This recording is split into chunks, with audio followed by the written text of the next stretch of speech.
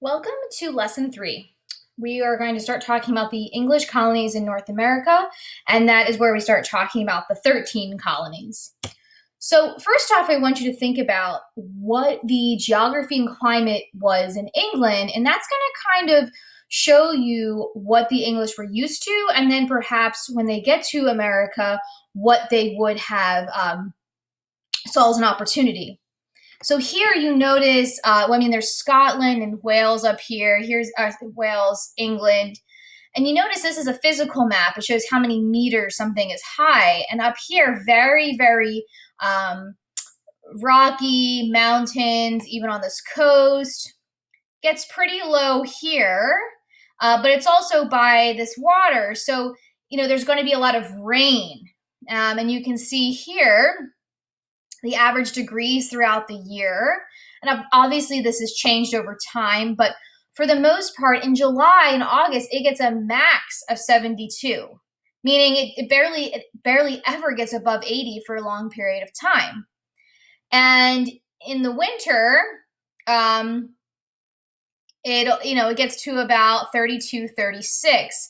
So you see, it doesn't even push beyond 50 until at least June, and then that stops in October. So there may be September, 4 or so months of the year where they actually have decent temperatures. So I want you to think about what you notice about the climate and the geography. Why did the English settlers come? Well, there was groups of business people who came for profit. This was also a place of opportunity to practice their religion without fear of persecution, so freedom of religion.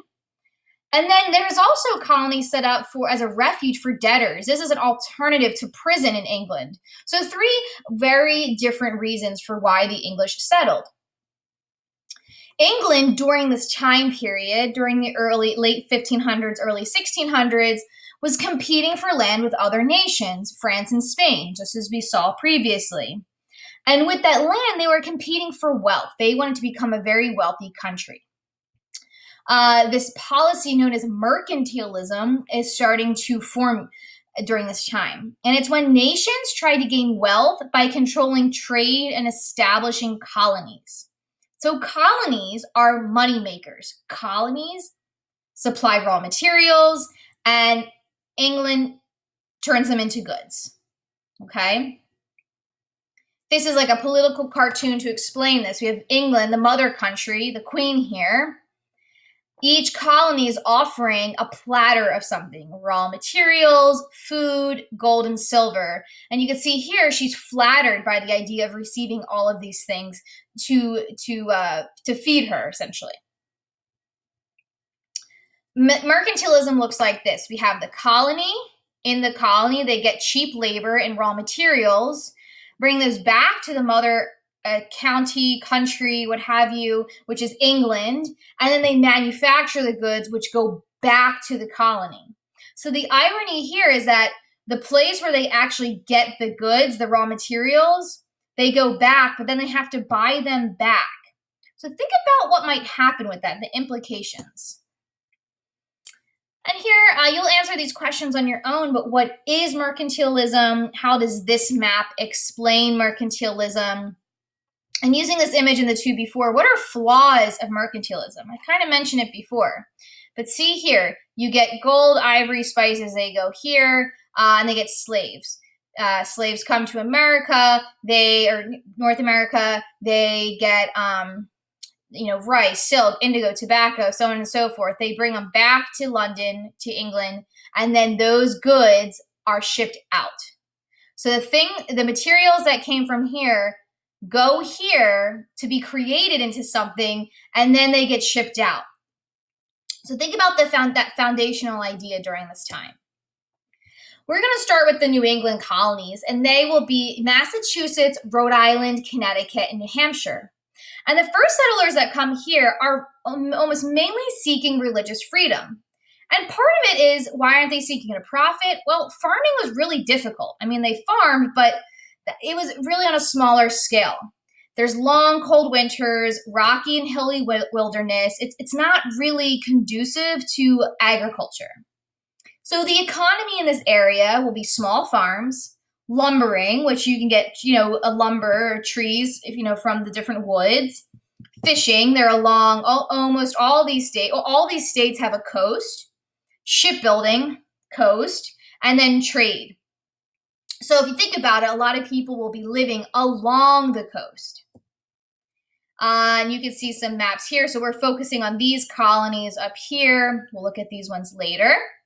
And then we have Massachusetts, Rhode Island, Connecticut, New Hampshire. And today this is the state of Maine, but during the time it was actually part of Massachusetts. And you can see we have 1620, Plymouth, Salem, 1626, and Portsmouth, New Hampshire, 1624. Again, notice they're along the coast. And then they start to go a little bit more inward and further south.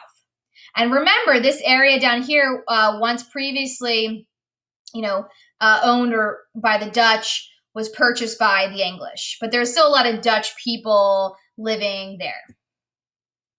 And again, you can see fish, iron, ships, rum, timber. These are the kinds of things that you get from these colonies. Rocky soil, jagged coastline, natural harbors. Natural harbors meaning boats can go in along this land. And this is just a landscape. So not big scale farming here. How did they settle? Like, how could they possibly move here and just live here? Well, there is a charter issued by the king. And what a charter is, it's a formal document that outlines the colony's geographic boundaries and specifies how it will be governed. They make their own law, so the people there will make their own laws and keep peace and order. That's the only thing. The charter says, hey, here are the boundaries.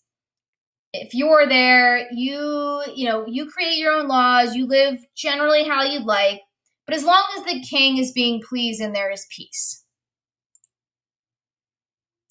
So how the colonies were governed, well, it varied. Members of the community would have a general assembly. There might have been a governor that was appointed by the king. It really depended on the type of community that was forming. But as more and more people came, the government got a little bit bigger. But one big thing we're going to talk about for the next few slides is theocracy. And this is a government based upon religious principles whose leaders rule in the name of God. And this was especially relevant in Massachusetts. So not only they do have a governor in this assembly, but all of the lawmaking is based on on different ideas in the Bible and God. It was mostly democratic, like there was voting, but the thing is that really free white landowning men were allowed to vote. Women, servants, slaves, even skilled tradesmen who were not landowners, they had no voting rights.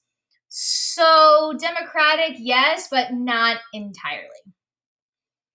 So Massachusetts, the Church of England, it's an Anglican church or a Protestant church.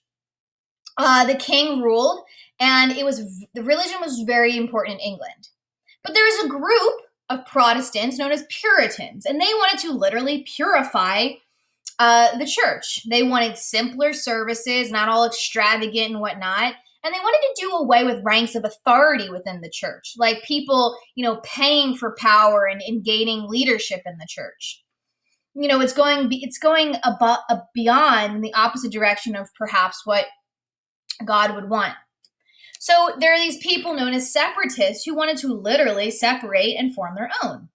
And so they did. And in fact, the people in England were happy about this. In 1620, 102 people go aboard the Mayflower and sail across the Atlantic Ocean. Notice this is only about 13 years since the people left for Jamestown. And these are known as pilgrims because they traveled for a religious purpose. Remember, they're traveling because they wanted to separate and form their own part of the church. And they make what is known as the Mayflower Compact, which is to govern themselves. So here we have the Mayflower. It leaves London, it stops in Southampton, Dartmouth, and then Plymouth, hence naming Plymouth, Massachusetts. Then they land, see, Plymouth, they're going to call it Plymouth. The natives there didn't call it Plymouth. Here is the ship. You could see how rough the waters were in the Atlantic. And then eventually they make these little homes here, right on the coast.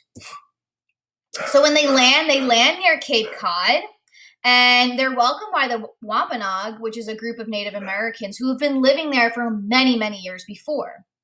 The Wampanoag, they did teach them how to plant crop, trap animals, and catch fish, but this was at a cost. The relationship wasn't always perfect.